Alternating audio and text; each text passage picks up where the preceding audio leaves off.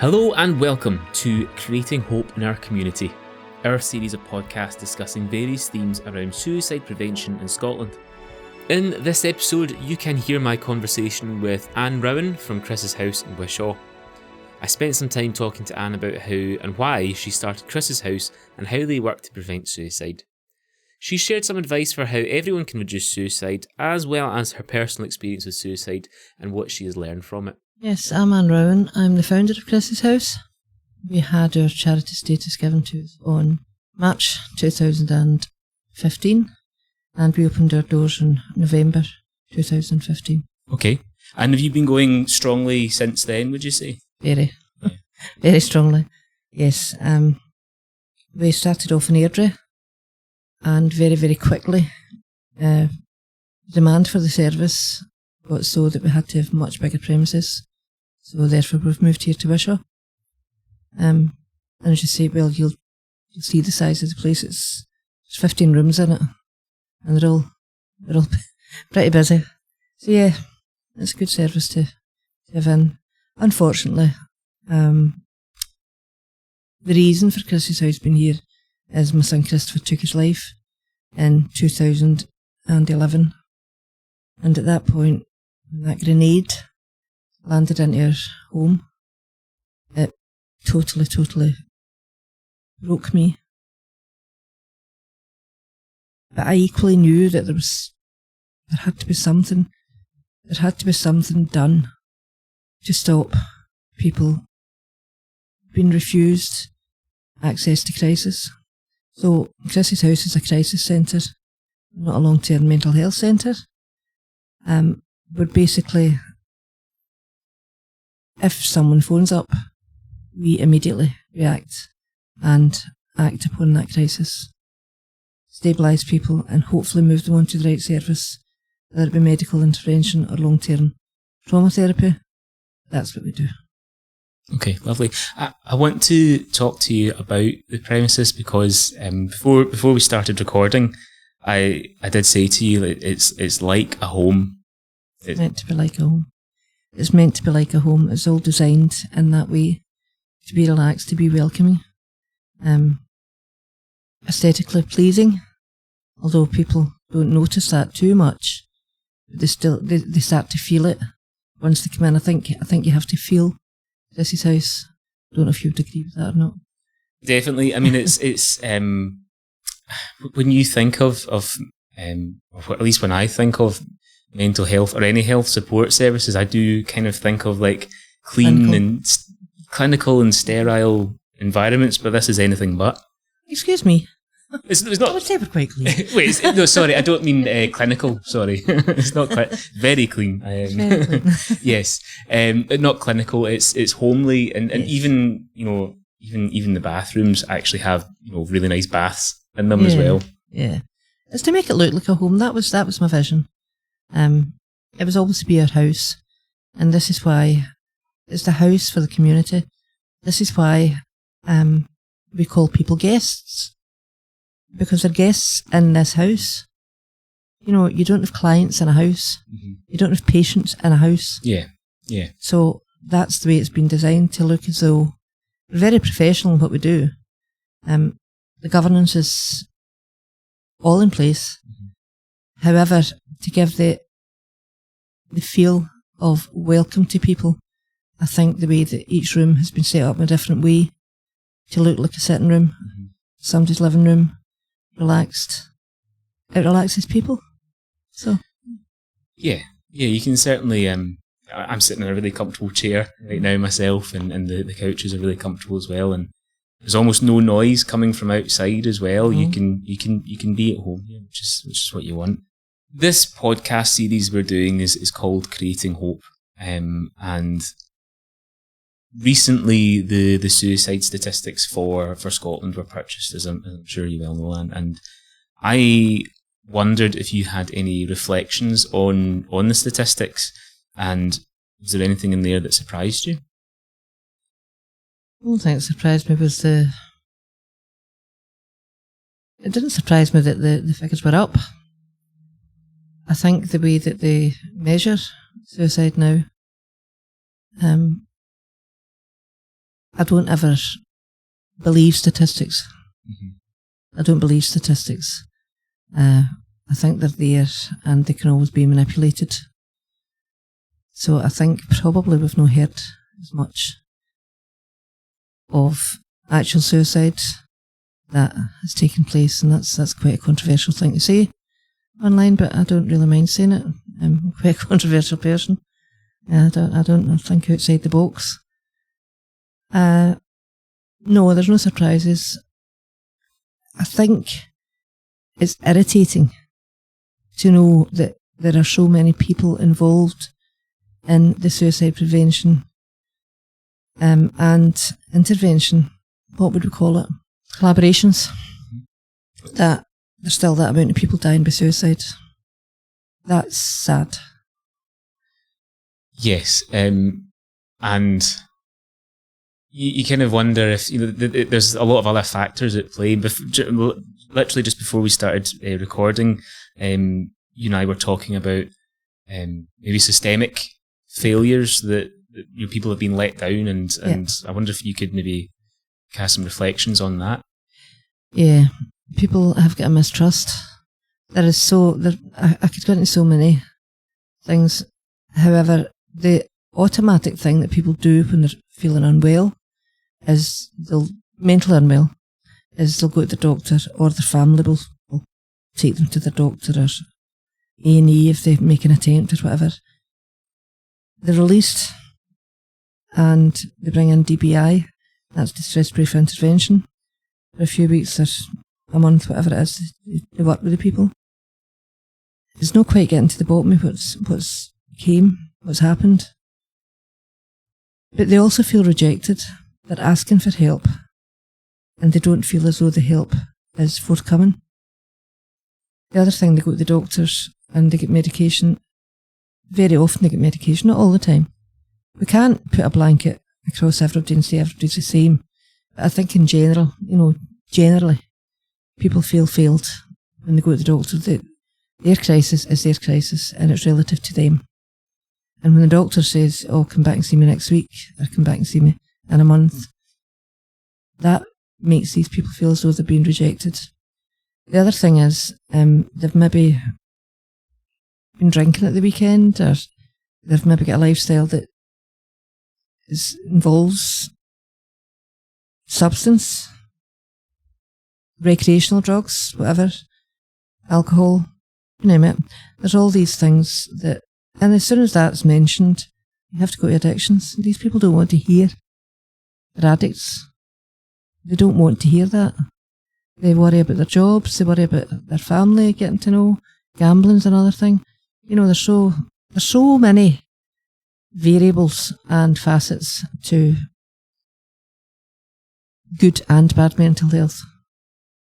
So my reflections is, if people are in crisis now, and you've witnessed a crisis in the building, and react on it now, immediately, that person's going to feel valued. We will do everything that we can to keep that person from taking their life. I don't agree with when people make their mind up. It takes an awful long time for somebody to make their mind up, and they've got a lot of doors closed on them. There's different reasons. There's some, but I don't think there's anything can be resolved other than absolute pain that people can never get out of, like physical pain affecting their mental health and causing that pain. That, for somebody to be living like that, we don't let animals live like that. So that's maybe something that we can't avoid. We can't resolve that. We can't find a resolution to that. As much as we might want to. We would love to, but there's nothing we can do about that. That's for the medical teams to try and get their heads around that. And some people, when they're not getting out of their pain, they'll take their life. And that goes for mental health as well. When people aren't getting understood, when they're not heard, or when they feel that they're not heard, that's very often when will attempt suicide. Very often complete it.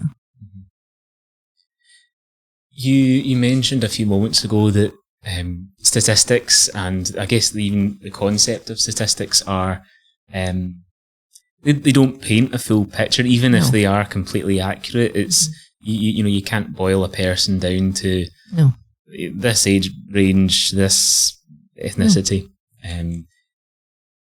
Do you feel then that it's almost like a one-size-fits-all approach that it's trying to be that people or medical services are trying to apply to people in crisis? I think they're trying to change that. However, they're still bound by red tape. They're still bound by what they're taught. If a nurse or a doctor, if they've worked hard at getting their medical practitioner, whatever level they're at, that's the one that they believe in. But that's not how people are thinking anymore. Our society's changed. People want to be heard. We're shouting for people to speak out. People are speaking out, but where are they going? There's nowhere to go. And there will be people sitting hearing this and saying, well, that's not true, because NHS have got a mental health specific service now. But it's not changed anything. There's not enough beds. There's not enough care facilities in the community. Everybody wants their wee bit. Everybody's shouting now about funding. It's people's lives we're talking about. We're talking about people's lives, not funding. So, do I need fun to see somebody in the street that's distressed to stop and talk to them? No, I don't. Suicide's all our business.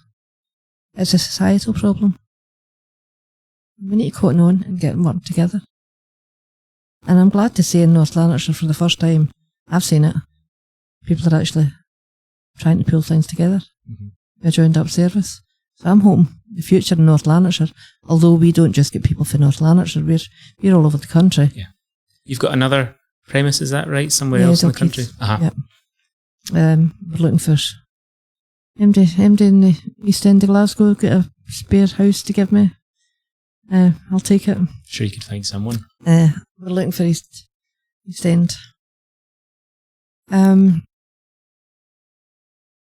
As I say, we're all over Scotland. People come down for Perth.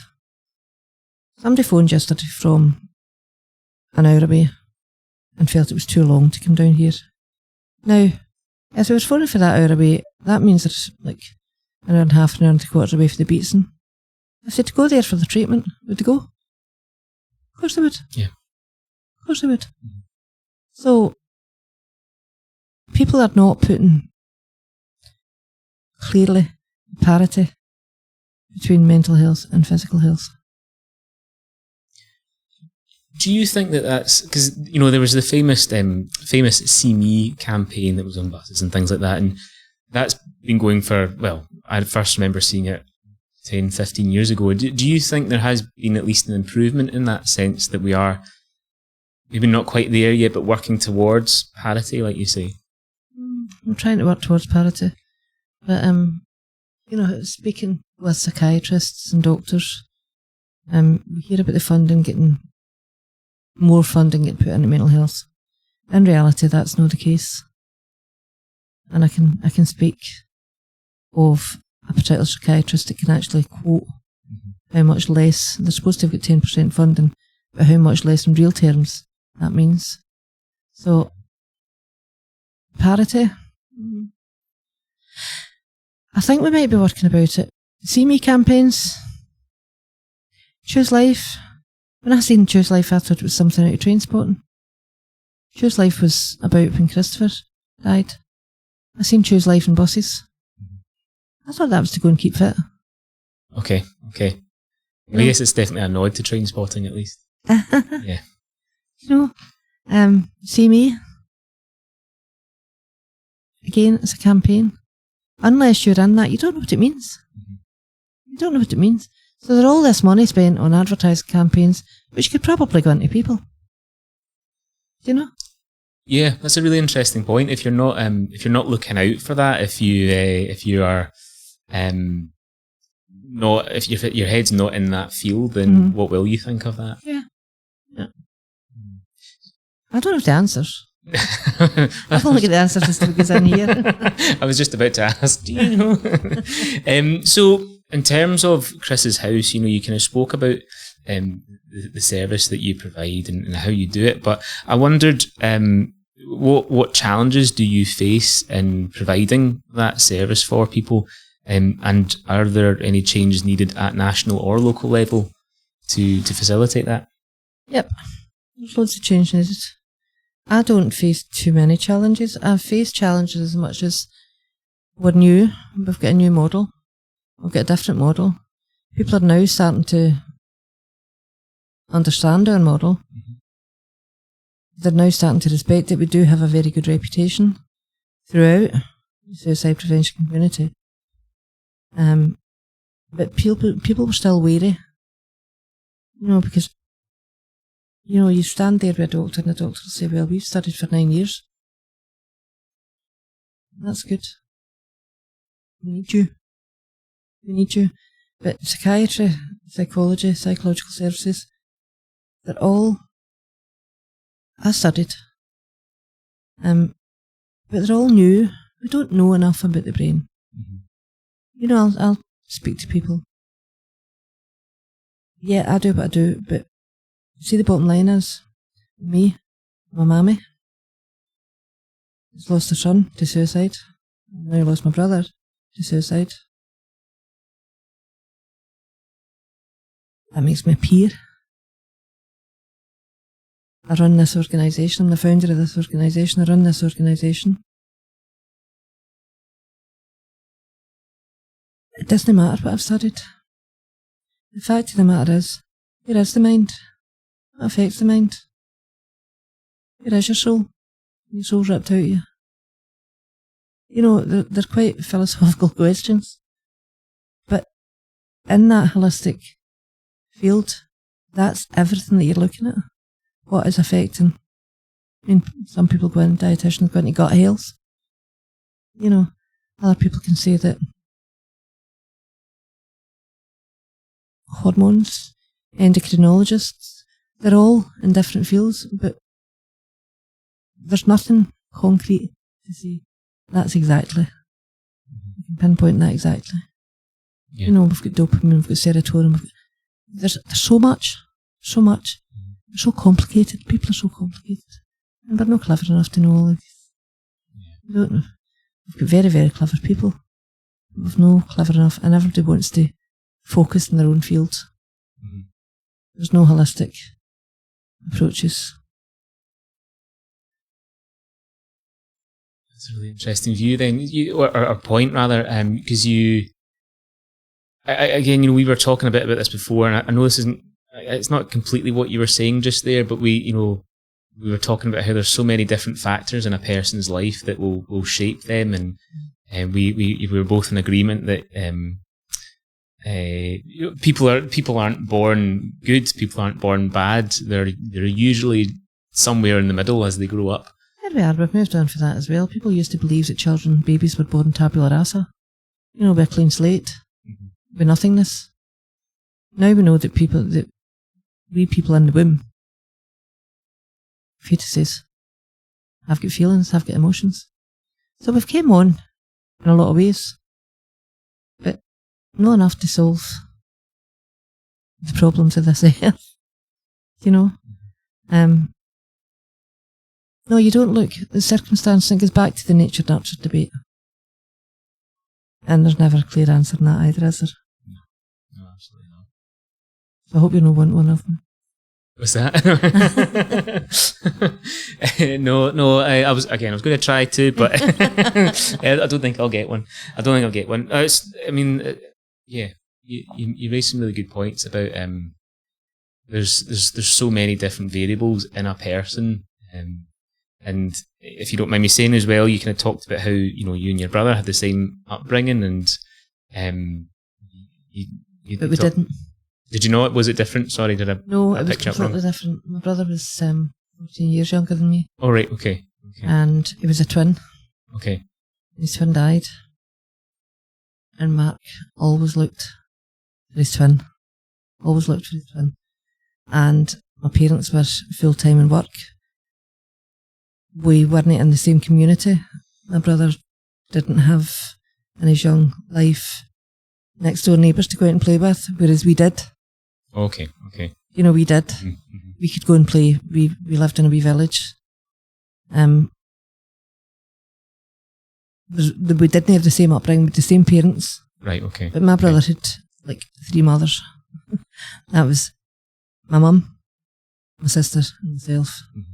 So we were all in there with Mark, overcompensating because he was a late child and my mother was worked. And then my mother died when Mark was young. Mm-hmm. When Mark was really young, Mark had to see a lot in his wee young life. So no, we didn't have the same upbringing. Okay. You know, so we probably overcompensated.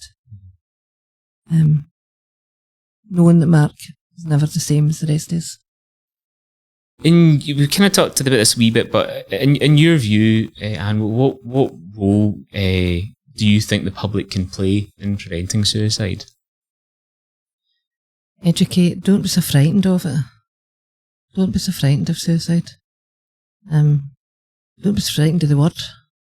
Don't be frightened to ask someone. Pay attention to the people around about you. And what would you say, you say pay attention, what can you give maybe some examples of things that you should look out for in a loved one or a friend or whatever? A friend, a colleague. If you see a change in their personality, that can be very insidious. Don't notice it, but it comes to a point that you would notice there's something wrong. I mean, I knew Christopher wasn't well. I wasn't trained. To pick up the signs.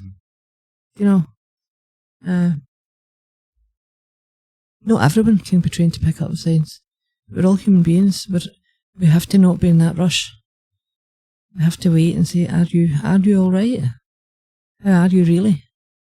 Fine's the thing that we say, isn't it? What I say to people when they say that to me is, how fine are you? How fine are you? You're that fine, you're in here. How you doing? People giving people time. Make people feel they belong someplace. Make people feel valued. Because the sad thing is, people that die by suicide are very loved. But they feel very alone. And they feel a burden. Not a burden. The grenade that lands and the grief that we have to carry, that's the burden. That's a burden that you could never, ever wish on anyone. And it's one that you have to carry. So, take time with people. Check them out. If you think there's something wrong, approach them. Do approach them. If you see somebody acting very bizarrely, approach them. We've just get into this individualism. Mm-hmm.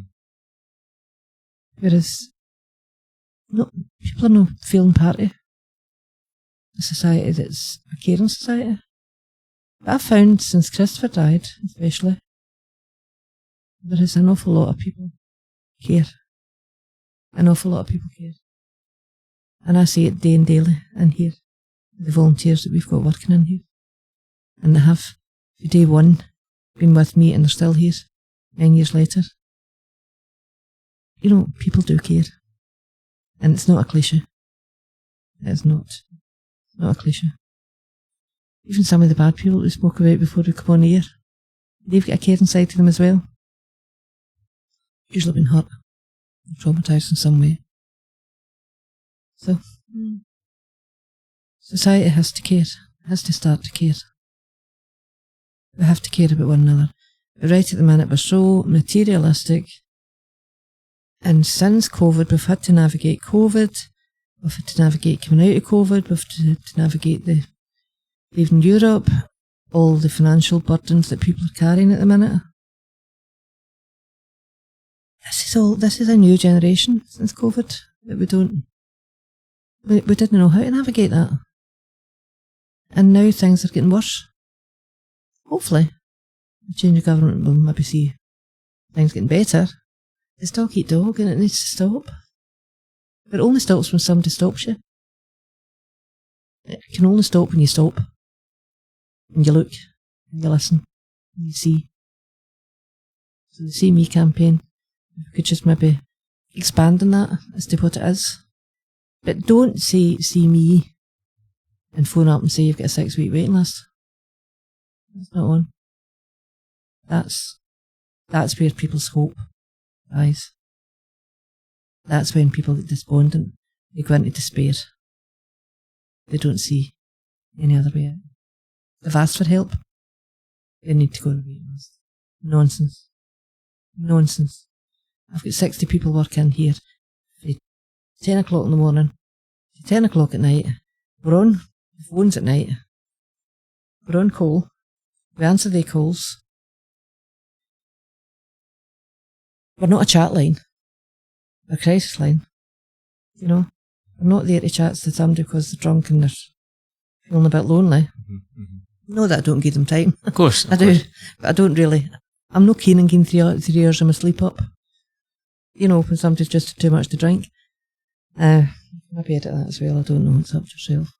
But however, if people are in crisis, they're in crisis and they're asking for help, they need to get the help now.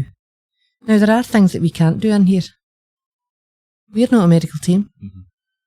If people are in a psychotic episode, they need medical intervention. Sometimes there's psychosis or schizophrenia or whatever can be organic. That means like drug induced or substance. But they still need help. Every single person that dies with suicide belongs to somebody. You know, they've got a beloved person to someone. Somebody. There are 125 people going to be affected. One suicide. So why is it not worth putting that extra bit into one person? Because the ripple effect of suicide it spreads so wide. And that comes into the economy. That comes into work placements, comes into everywhere. So everybody gets affected. It was something that I guess I just hadn't thought about, but I learned earlier this year at a Creating Hope conference in Edinburgh. And like I say, I just guess I hadn't thought about it, but people who have lost someone to suicide are at greater risk of completing suicide themselves. Well, research has shown now that it's actually friends that are at greater risk because they don't know where to place their grief. People focus on the family, the wife, the mother, the siblings, the children. They focus on the family. You've got friends that have been every day or every weekend with these people. They had no clue. They don't know where they fit. So they've got displaced grief. They've got their guilt, the same as the family have. Because it's guilt. We carry guilt. We look for blame. All of that is a very complicated grief. So where do these laddies go, or girls go, that have been all weekend with that person and they've took their life on Sunday night? They have to acknowledge that. People travelling to work every day with somebody. Every day. And suddenly, they never noticed. How do you reconcile that? How do they feel? Yeah. How do they feel? I want to kind of touch on something that you referenced just there about how people are quite afraid still to maybe have these conversations, and why do you think that is? I don't really have an answer to that. That comes down to personality. Some people don't believe that people have poor mental health. They think it's a nonsense. Some people with poor mental health are frightened to improve their mental health because it defines them. So again, there's so many facets to that. But also, it comes back to sometimes the individualists that they don't want to know. Their life's okay. all right, Jack. That changes when somebody they know or somebody that's close to them takes their life. Dies by suicide. But some people are frightened. But talking about suicide doesn't spread suicide. So there's a lot of misconception around talking about it. There's a lot. Because you ask someone, I would rather ask somebody and somebody fall out with me and take offence at me and hear that I've no asked them and they've died. And my gut was telling me there was something wrong with that person. Yeah, because I think sometimes people can be maybe a bit embarrassed about being asked that question, and that outcome if they're in that state of mind, I don't think embarrassment would come into it.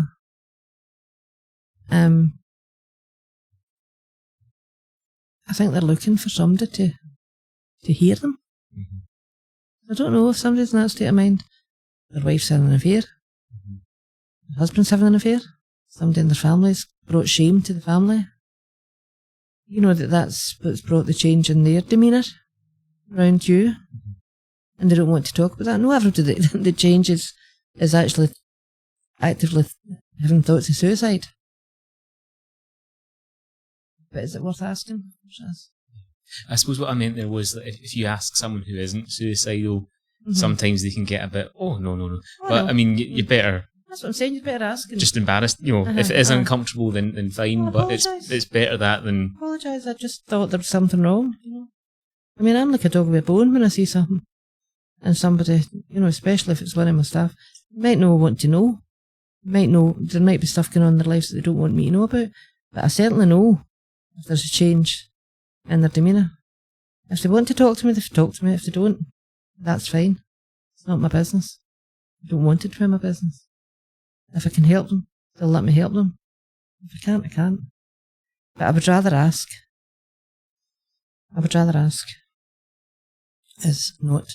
And I'm like that with everybody. I can be like that in the street. Like I say, the project's called Creating Hope. Do you see that there are things to be hopeful for in terms of suicide prevention or working towards a zero suicide country? We're never going to get zero suicide. Never.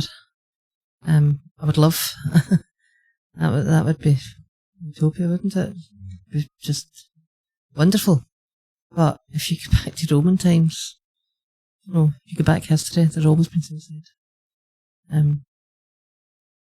Chemicals in brains after have shown that there's been a chemical imbalance. So, such.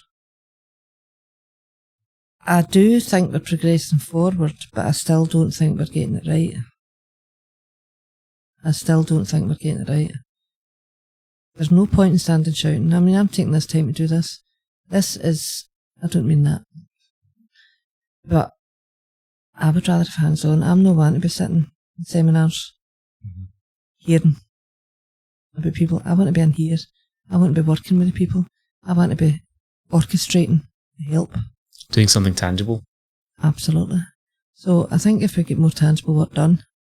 But the thing is, it's third sectors, they're the flies that are holding up sailing, aren't they? But they're not getting the credits or the plaudits for doing the jobs that they do. And here, we're an extremely high success rate in here. Like, I don't like statistics, but we have them. We have got 52% male through our door. They've not all been through the mental health system. We have, it comes under others, doesn't it? I think about 3%, 4%, and the rest are female. People are under the illusion that Christie's House is for men. It's not. For anybody. Colour or creed, it doesn't matter to us. It doesn't matter where they belong. If you're struggling, we'll do the best that we can. I think people want to make a difference. I think people want to make a change. But until They can't change from the top down without coming from the bottom up, without living it, without fully understanding. They can't change if they keep thinking there's only one fit for all. That can't. Because it's not the case. We're human beings. We're human beings. A lot of the people now are getting Zoom calls or telephone calls. I think it's 30% short in psychological services for consultants. That's not good enough. There's a drain. There's a drain in mental health. They're bringing in locums at a cost double. If it cost, these locums are an experience in psychiatry or psychology. Mental health, no getting enough support. The staff aren't getting enough support. Again, they're bringing in bank staff at a great cost. Get it right. That's the things that they can change at the top. That's the things. But you have to acknowledge that you do not, one fit is not the panacea to zero suicide. You can't.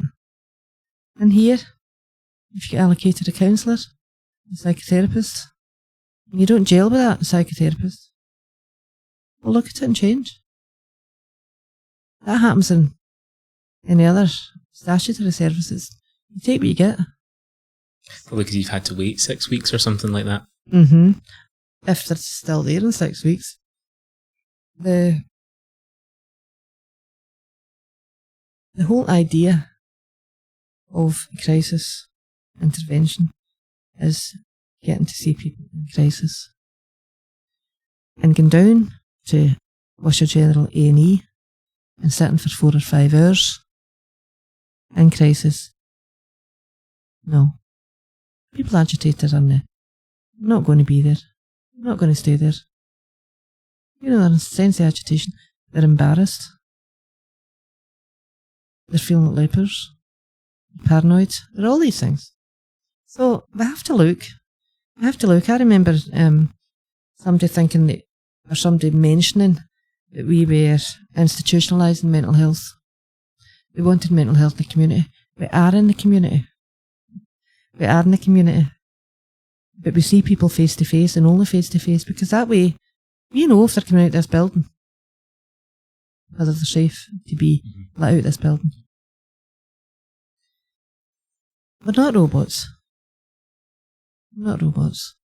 We don't look for the cheap option, a phone call, a Zoom call, or what's easiest for us. You had to sit here and wait, 3/4 of an hour before you could actually set up because of an incident that was going on with the police downstairs. That's paramount to us.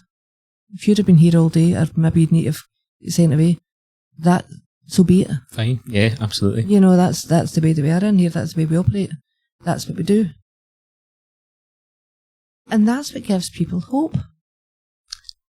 Yeah, you would never have done this, but you put them first. You don't put like any other thing, any other annoying podcaster coming along for an interview. No. But you're a pleasure. But yeah, thank you. But you know that kind of putting them right at the focal point of your service. Yep. Not our wages. We're volunteers. Aren't here for wages. We're here qualified to do what we do because we want to be here. In Chrissy's house is a vacation. There are people come in to do their hours when they're studying. You get people that have minor anxiety or mild anxiety. And they leave. And that's fine. That's fine because everybody's still in someplace. That's a very good placement to be in as well.